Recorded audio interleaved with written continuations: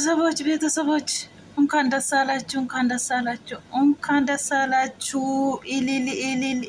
ኢሊል በሉ እንግዲህ ኢሊል የት አላችሁ? እስኪ አጨብጨቡ፣ አጨብጨቡ። የት አላችሁ? የት ነው አላችሁ? እምባይ መጣብኝ። ወላሂ ላዚም ወላሂ ያለቀስኩኝ እኔ ራሴ ወላሂ አይሜን አይቼ ያ አላህ ያ ሰላም። ስንት አመት በኋላ ዛሬ ፍቅር ቀርቦታል። ደነገጠች እሷ ራሱ። ኢላህ ኢላላህ። የት አላችሁ እስኪ? አሰላሙ አለይኩም ወረህመቱላሂ ወበረካቱ። አሸማ ሀርከፉኒ አክን ጅርተን ፈያ ቀብደኒ ነጋ ኬሰኒ ጅርቱ መተቃሊ መተቃሽቲ ቡሩኬን ፍቅሪ ሲንጃላዳ ጀዴ ጅራ ሃይሜቲን አጌሰኒ ጅርቱ ኢሊል በሉ ኢሊል ጀዳ ካወሪ ነማ ጋዱበቹ ፊ ፍቅሪ ተካ አፋንሳ ኬሳ ባየን ቤኩ ሲንጃላዳ ጀዴ ሂን ቤኩ ወጋ አማ ከነ ጉቱ እንሽን ፋናር አርሳ ከፈልቴ ጀዴ ኩኒ ኮሚ ነማ ባኤቲ ወላሂ ኮሚ ነማ ባኤቲ ኮሚ ነም ቶኮ ኮሚ ነም ለማቶን ተይን ኦዴንሲ ሙሉቱ ኮሚ ከና ካሳ ቱሬራ ጀቹዳ ዛሬ እንኳን ደስ አላችሁ ኦዲየንሱ ጨረቃ ፋሚሊዎች ሁላችሁም እንኳን ደስ አላችሁ። እንግዲህ የጠየቃችሁ ጥያቄ ዛሬ ቀርቧል። ምላሽ ደግሞ ጠብቁ በቡጉት። እውነቴ ነው የሚላችሁ። አራ እንዴት ደስ ይላል። ግን እንጃ ሃይሜ የለቀሰች እስኪ ወላሂ እዚህ ስትለቅስ እኔ ማየት አልፈልግም። እውነቴ ነው። ሃይሜ ሰቦስ አደናን ቦያን illee jechuudha. Maaliif waan inni takkaa jette waan inni takkaa jette dhugaa rabbii maal sinitti fakkaate Haimee Burukeen akkatti walitti dabalaman beektu jedhee yaada. Warri durarraa kaastanii beektanii jechuudha. Warri kaan immoo viidiyoo isaanii argaa jirtu jechuudha. Eessa akka kaanii eessa dhufanii akka sadarkaa kanarra ga'anii jechuudha. Duraan dursa waliin hojjennaa irratti walitti dabalamanii otoo aarsaa baay'ee kaffalanii otoo waliin hojjetanii har'a kunoo darajaa kanarra ga'anii jechuudha. Kana keessatti Burukeen guyyaa tokko sinjaal goddanyaa kooti jedha malee hiriyaa koo jedha malee fireendii kooti jedhee hin beeku jechuudha. Garuu maaliif inni kana jedhee akka jireenyi ishee badu hin barbaadu sababa kootiini. Maaliif anis immoo haadha koo bakka yaaddu geessadha. Haadha koo natti rakkattee wanta na guddistee fi isheetiin akka isheen aara galfattu godhee ka'ee booda jireenya koo keessa galaa jedhanii walii galaniiru jechuudha. Durumaayyuu Haimee wajjin dafnee keessan gallu jaalala keessaa haadha koof waan hundaa godhee ka'eenii han jedhu irratti walii galaniiru durumaa jechuudha. Garuu waggaa lama kana keessatti waan baay'ee aarsaa kaffalanii takka Burukee fiqireenyaa kooti jedhu hin jiru. Haimeenis fiqireenyaan jettu. Jarri lamaan fiqireenyaan jedhan goddanyaa waliin jedhu malee fireendii waliin jedhanii hin beekanii jechuudha. Innis immoo fireendii kooti jedhee fiqireenyaa wayii fireendummaa dhiyeesseen beeku. Sin jaalladha, sin kabaja, nama bakka siif qabaa bicharraa kan hafee jechuudha. Namoonni baay'een Burukeetiin sababa kanatti guyyaa tokko afaansa keessaa baasee sin jaalladha jedheen beeku. Fiqireenyaa kootis jedheen beeku. Birrii fidhaa ishee barbaade malee faayidaaf ishee barbaade malee jedhanii gizee girrii sana namni baay'ee waan baay'ee irraa haasa'ee jira jechuudha. Har'a immoo kun hundinuu as ga'ee darajaa kanarra ga'ee alhamdulillah akkuma nam tokko haadha isaafillee Haimeefillee mana wal bukkeetti mana wal faanarra ijaarsiseera. Yoo argitanii jiraattan argitaniitus mana sanas xumuree haadha isaas eebbisiisee itti ol gashateera. Kana himee immoo xumuramee kiraa kennitee hin beeku akka sanaan jira. Achi darbee immoo obboleessaaf makiinaa bitee ofiis makiinaa argitanii toon inni qabatu. Kun hunduruu bu'aa bayii lamaan isaanii aarsaa kaffalanii jechuudha.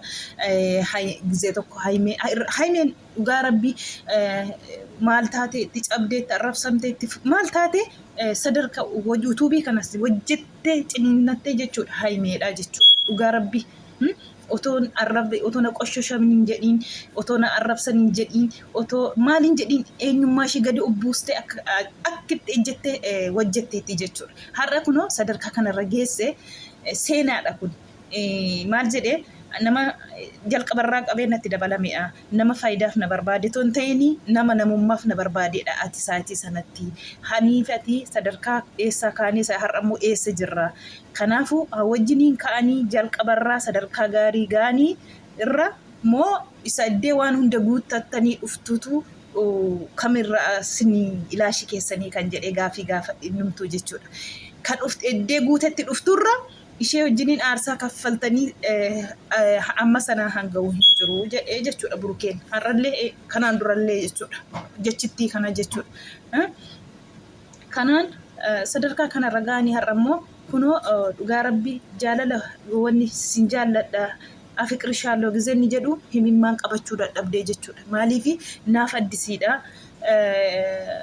Waaniin eenye tokkodha jechi akkuma gooddeenyummaatti malee amma isaan wayii fiqirii keessa isheenis waan hin yaadne inni garuu hanna orkee ani jibbee toon ta'in haadha koof waan isheen narraa barbaaddu guuta jedheeni jedhee kan inni odeessee jechuudha. Maaliifi waggaa lama kana keessatti immoo bu'aa baay'ee aarsaa kaffallee jireenya keenya keessatti dhufu aarsaa kaffalleetii jedhe argitaniitu jireenya isaanii keessa bu'aa baay'ee isaan baasaa turanii kun hin deemaa kun dhufee jireessa isaanii keessa galaa yoo farankiif jedhanii nama fidanillee farankiif jedhanii dhufanii goganii achitti hafaniitu jira jechuudha. Achi argitaniitu aarsaa gurguddaa han isaaniin kaffalleen jiru jechuudha. Haimee fi Burukeen akka namaaf otoo hin ta'in akka rabbiif immoo sadarkaa kanarra ga'aniiru har'a sadarkaa kanarra ga'anii kana dhaga'uunu dhugaa rabbii animattuyyuu dhugaa rabbii washeen achii kana boosu anillee asiin boo'ee jechuudha. Isheef addisiite maal jedhee manaa baasee fiqireenyaa maftaa barta koottu jedhaniitiif maftaa wajjiniin manaa baaseeti ayyuu wayii kana wayii jaalalaa iyyeesseefi jechuudha. Dhugaa hin boossee jechuudha. Nama boossisa. Waggaa lama kana mulu waliin teessee kana keessatti takka gaafatee hin beeku jechuudha. Takka iyyeesseefi hin beeku jechuudha. Har'a gizee akkasitti iyyeessuufi naatee jechuudha. Maaliifi iyyeessuu wallaalee fi biti Burukeen wanta waan narraa barbaachisu haadha koof guuta jedheenidha kan inni jedhee jechuudha. Amma immoo gizee keenyadha. Kana booda wanta eenyuun qabnu narraa fudhattu ta'e hin beeku har'a sodaadhees kunoo dhufee fuuldura keessanitti hansi waggaa baay'ee na gaafachaa turtanii har'aan qabee jammaree jira. Narraa fudhattu ta'e hin beeku jedhee jira. Naateetti ammaa fi millaashii manatti gallee haasofna amma na'ee jira maal siin deebisuu anaaf addisiidha. Waan inni tokko naaf jette na jaallatta garuu waan akka kanatti ageen beeku malee ani isheen jettee boossee jechuudha. Diniggaata keessa galtee jechuudha ani isheen boossee dhugaa rabbii dhugaa hin naatee jechuudha. Bakka jirtu wallaaltee jechuudha. Dhugaa baay'ee tokko nama boossisa maaliif takkaatti eeddeen beektu akkasumatti bakka wajjii isaanii dalagaa isaanii malee wayima kana keessa galanii isheenis kabajaa isheetiin innis kabajaa ishee eegee fi dhugaa rabbii gizee isaanii kana gizee tokko gizee ilaalan dhugaa rabbii baay'ee tokko dhugaa misaaleedha. Barumsa baay'ee namni irraa fudhatuu danda'udha. Akka hin daganne akkan waan hin taaneef akka daftanii yeroo keessan hin balleessina waan kanarratti yeroo balleessuurra waan gaarii irratti waan boorga namatti jijjiiramtan waan boorga nama faayidaatti fidan tokkotti yeroo dabarsu wayyaa jedha yeroo hunda Burukeen jechuudha. Kana keessa galtanii waan hin taane keessatti daftanii ijoollummaatti yeroo fixiina kan inni jedhu jechuudha. Har'a jarri kun lamaan akka argitan kana kabaja walii eeganii sadarkaa walii eeganii har'a immoo kana booda hingaa jedhanii fiqirii walii iyyeessanii jiru. Dhugaa rabbii nama gammachiisa. Kana dhaga'uunu namoonni baay'eetu komateera. Maaliif takka afaansaa keessaatii siin jaalladha fiqirii kooti jedheen beeku gooddeenyaa jedha malee jedhanii komii baay'oon kaasaniidha kun. Har'a immoo kunoo kan hundinuu dhumee fiqirii dhiyaatee jira. Millaashee immoo viidiyoo gara biraa irratti dhageessuu jennee yaanna. Lammaffaa millaashee lammaffaa immoo irraa taqabbaltee immoo diddeessaa immoo garuu immoo dhageen beeku naaf addisii ta'ee jettee naasuu keessa wallattee jechuudha. Himimmaan akkuma argitan himimmaan ishee irraa gadi namne dhugaa rabbii. Maaliif akka abbaa akka obboleessaa jecha akka fireendii bichaatti amma isaan akkuma gooddeenyaa bichaatti waan ta'in Burukeen dhugaa dubbachuuf Haimee akka haadhaa ta'ee fi akka obboleessaa ta'ee fi akka abbaa ta'ee akka abbaa hundaa ga'eet akkasitti ishee qabeera. Dhugaa rabbii wallaahi isheen galateeffatti gizee tokko na galateeffatti akka naniin tabalaashoon akka naniin dogongora tokko hojjenne akka ni baqa na adabee jette guddifate kunoo kabajaa isheetiin sadarkaa kana ishee geessiseera. Han akkasii isaatii kanatti eessa argitu dhiira akkasiillee dhugaa rabbii dubartii akkas of eeddullee kabajaa ishee eeddullee eessa jirti isaatii kanatti dhugaa rabbii baay'ee tokko. Dhugaa rabbii han kabajaan hanuma of kabajee kabajallee qaban jedhan sirrii mara. Han of kabajee kabajama qabaa jechuudha. Har'a of kabajee sadarkaa kanarra geesse har'a kabajaa isheetiin kunoo kana waan takka yaanne takka hin dheenne boo'ichaan dhugaa rabbii naasu guddina hin naatee jechuudha. Nama naasisa dhugaa qabdi. Dhugaa rabbii nama naasisa. Inniyyuu sodaachaa himimmaan ofirraa xaragataa ishee gaafataa jechuudha. Dhugaa wal guddifatan jarri kun lamaan wal adabanii bakka hin taane irraa kan adeemne bakka hin taane kan argamne waan hin taane keessatti daqiiqaaf jettanii yeroo keessan hin gubiinaa waliin jedhanii wal gorsanii wal guddifatanii sadarkaa kanarra wal geessisatan. Dhugaa rabbi ammallee rabbi sinaa haa milkeessu. Dhugaa rabbi sinaa haa milkeessu. Sin qulqulluudha. Guddina namaa barbaaddu akka keessanitti akka namni sadarkaa gaarii ga'u barbaaddu.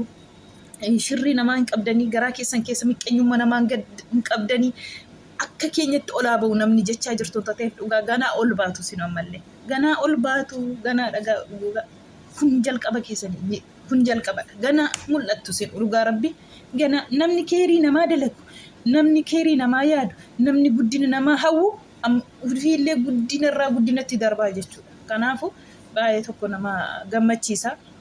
Rabbiin sinaa haa milkeessu. Rabbiin sin jidduutii miqqanya shirranya asaadii jidduu keessanii haa baasu.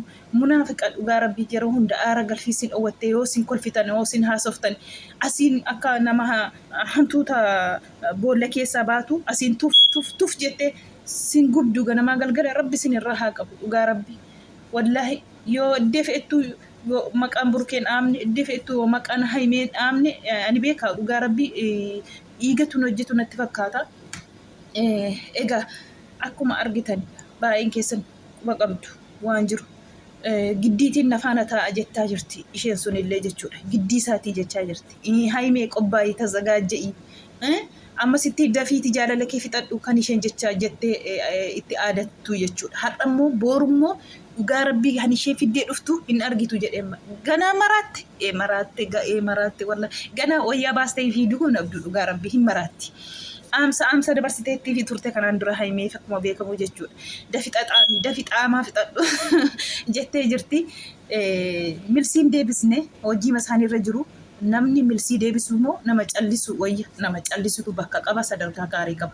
Hojii keessanitti fufaa callisaa.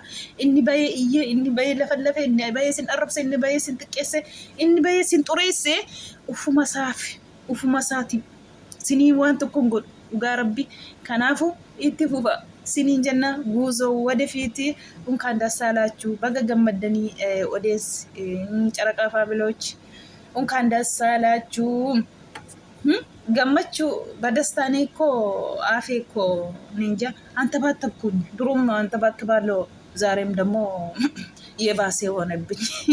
እንግዲህ ምርቀና ነው እልል በሉ እንግዲህ እውነቴ ነው የሚላችሁ። ወይ ገመችው ዳጋን ቀብኔ አኩም ጆሌ ኩን ለማን ኢንሻአላ ኢልሞሳኒ ያርጊ ነው አብዲ ቀባ አከረቢን ወሊት ኢንሻአላ ቁልፊ ወሊት ከከና ነምኒ ለአዳኒ ሳኒ ባሱ ዮሙ አዱጋ ረቢ ሀን ሳይቲ አዩ ሰነቲ ሃይሜፍ ብሩኬን አዳኒን ባኔ dhugaa rabbi amma maaliyyoo dhufeeyyuu addaan hin baane. Kanaa booda eenyumtoo dhufte addaan isaan baasuu hin dandeessu.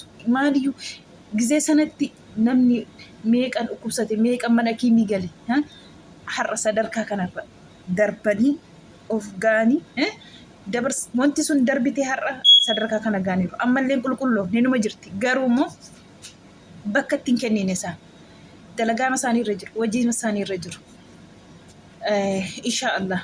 Rabbiin sinaa milkeessu dhugaa rabbi shirranyaa miqqanyaa rabbi sin irraa figeessu rabbiin maaliif ilma namaa taa'ee namatti gubatu ilma namaa taa'ee guddina nama intini jedhu dhugaa rabbi rabbiin sin irraa fageessu namni guddina namaan jaallattu nama mul'ina namaan jaallattu achi teessee akka ol diigeessa boolla haatii jechuudha. Kanaaf dura gizee hiyyummaa isaa jibbitee biraa deemte har'anni makiinaa godhate har'anni waan hundaa godhannaan yoo nafaanan taane giddiitiin hin du'een argamaa jetti. Inshaallah kunis hin ta'uu fi hin milkaa'uu fi siniin jenna Haayimiyyee baga gammaddee fiqireenyaan si iyyaatee jira millaa ishee immoo sirraa eenna burukee galatoomii ፑፑዬ ጉዞ ወደፊት እንላለን። እንግዲህ ብሩኬ እኮ ያለን ሁሉም ዝም ብሎ አይደለም። እውነቴ ነው የምላችሁ ይቆያል እንጂ ሁሉም ነገር ዱበተ ቶኮ ቶረን ኦሽኒ ነፉ jechuudha. Yoo tures har'a garuu waggaa baay'ee booda eegame akkuma boombii oo'eera kaarra oo'e salaam gallee odeessinaa jennanii roga murteeffatanii immoo gara kaamiraatti dhufu jechuudha. Booru ishii jetti imbii jetti hin barree ishiin jetti imbii maal jettire waggaa kana aarsaa kaffaltee waan hundatti dhabdeetti jechuudha Haayimiin. Kanaaf rabbi sinaa milkeessu jaalalli keessan